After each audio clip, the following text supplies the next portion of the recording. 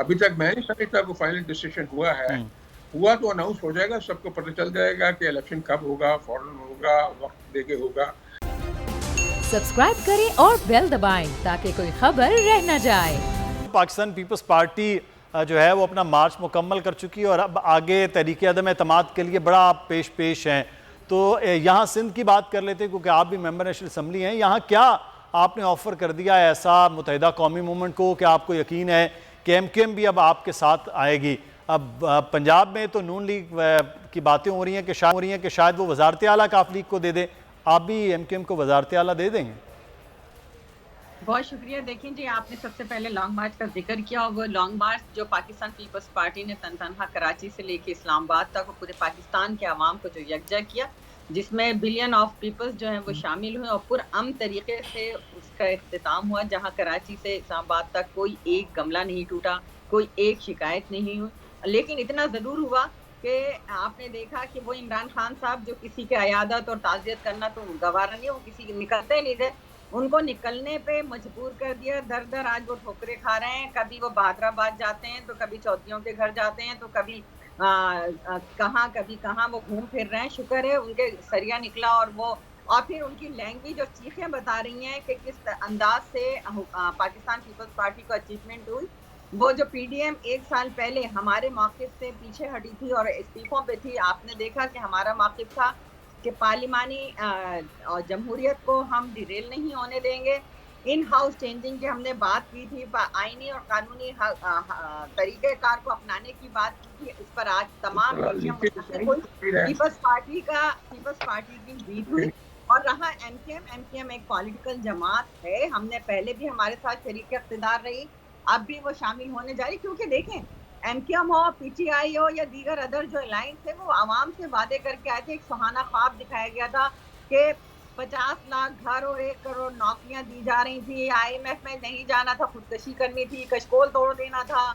आपने देखा महंगाई करके हुकूमत करना बड़ी बात नहीं थी, असल तो ये था कि आवाम को रिलीफ दिया जाए। सिंध में अब वजारतों में आ रहे हैं MQM, इसका मतलब है मरकज में तो चले अब बदल जाएगा सेटअप। 40 से 50 रुपए लीटर के बजाय 160 पे पहुंच चुका है। डॉलर जो कम करना चाह रहे थे, आज हर चीज जो है लोगों की चीखें निकल रही हैं। वो पार्लियामेंटेरियन जो आवाम का एतमाद और वोट करके तब्दीली के नाम पे आए थे, वो भी तंग आ चुके हैं और यही वजह है कि आज इनके तमाम अलायंस आहिस्ता आहिस्ता इनको छोड़ते चले जा रहे हैं। नहीं तो अलायंस तो छोड़ रहे हैं, तो सिर्फ ये अलायंस महंगाई की वजह से छोड़ रहे हैं, आपकी जानिब से कोई ऑफर नहीं? असल वही वादे हैं जो इमरान खान साहब ने सुहाने ख्वाब दिखाए थे और यही वजह है कि वो सुहाने ख्वाब दिखाकर, फॉर एग्जाम्पल, इन्होंने जनूबी पंजाब को अलहदा सूबा बनाने का वादा किया 60 दिन के अंदर और आपने देखा कि आज 3.5 साल हो गए, वो वादा ही क्या जो इमरान खान का वफा हो जाए। ये अजीब झूठ को ये यूटर्न कहते हैं। अवाम इनके झूठ को समझ चुकी है, ये सिर्फ बातें कर सकते हैं। इन्होंने पाकिस्तान की मईशत, ज़राअत, अवाम को तबाह कर दिया है। खारजा पॉलिसी, आपने बताएं कि कौन सी ऐसी चीज़ है जिसमें इन्होंने कुछ करके दिखाया हो। एहसास करते हैं, वो भी बेनज़ीर इनकम सपोर्ट प्रोग्राम है जो पीपल्स पार्टी का तख्लीक करता प्रोग्राम था, उसका क्रेडिट लेना चाहते हैं। बाकी इन्होंने किया क्या है? बिल्कुल सही हो गया। लेकिन मेरा सवाल कहीं और है, आपका जवाब कहीं और है, लेकिन आपका जवाब भी सर आंखों पर है। राना साहब, मैं फिर से आपसे वही सवाल करूंगा। सर, बहुत ज़्यादा सियासतदानों को आवाम की फ़िक्र है, बहुत ज़्यादा फ़िक्र है सर, ये हो गया। लेकिन सर इस वक्त सियासतदानों की जो फ़िक्र है, मेरा सवाल वहाँ पर है कि सर जो आपको फ़िक्र है इस वक्त इत्तेहादियों की और इत्तेहादी आपके साथ बातचीत है, सर कोई तो क्लू दे दें, क्या ऐसी चीज़ है जो GDA आप कह रहे हैं कि जी वो भी आपके साथ बातचीत के लिए है, काफ लीग भी है, BAP भी है, MQM भी है, तो क्या ऐसा कुछ है जो अचानक वो चंद दिन के अंदर अंदर उनको आवाम का ज़्यादा ख्याल आ गया और हो गए? कोई तो चीज़ होगी सर, को सेटअप करना चाह रहे हैं, वजारतें उनको देंगे, क्या देंगे सर? देखें जी, ये कंपल्शन भी हो गई थी क्योंकि मसाइल बढ़ते जा रहे थे और इन्फ्लेशन जिस तरह अभी मैडम बात कर रही थी वो आपने देखा है। तो इस मसाइल की वजह से चूँकि रिजॉल्व नहीं हो रहा है और तमाम जो अकाउंटेबल हैं, जितने भी इलेक्टेड लोग हैं, जब अपनी कॉन्स्टिट्यूंसीज में जाते हैं, लोग पूछते हैं, सवाल करते हैं कि हमारा ये हाल क्यों कर दिया गया। अब हम उनके साथ लड़के तो उनको नहीं कह सकते कि जी हम ठीक कहते हैं, आपका हाल बहुत अच्छा है, ऐसे ही आप कह रहे हैं। जो भी एफर्ट्स की गई हैं, अगर उनका ट्रिकल डाउन इफेक्ट होगा तो तब जाके लोग थोड़े बहुत सेटिस्फाई होंगे। ये सारे का सारा डिसकंटेंटमेंट और डिससेटिस्फेक्शन का नतीजा है। अब बाद में ये कॉम्बिनेशन वगैरह बनते होते हैं पॉलिटिक्स में, तो किसी ने किसी के साथ तो जाना ही है ना।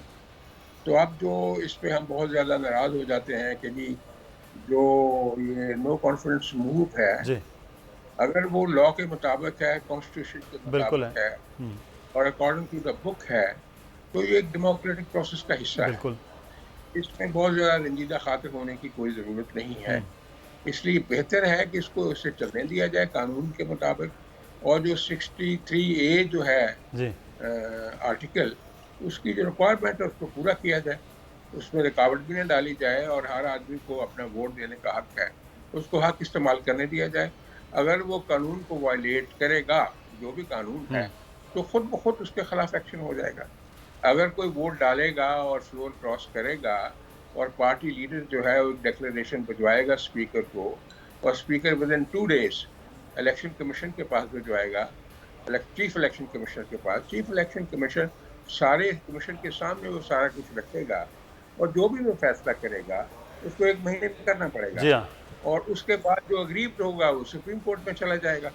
इसलिए इसमें जो है बहुत ज़्यादा तलखी पैदा करने की। सब्सक्राइब करें और बेल दबाएं ताकि कोई खबर रह न जाए।